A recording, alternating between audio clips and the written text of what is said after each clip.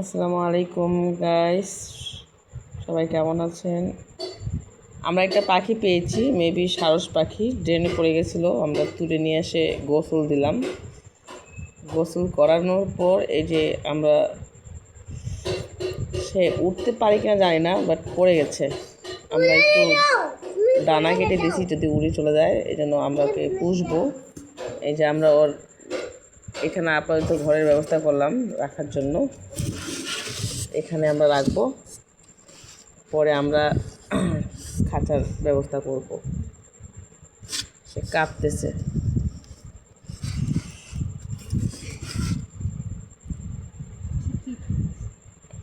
আপনারা একটু বলেন তো, এটা কি পাখি? আমি আসলে চিনি না। দেখেন দেখি কি পাখিটা, আমি আসলে চিনি না। সারস পাখি নাকি অন্য কিছু।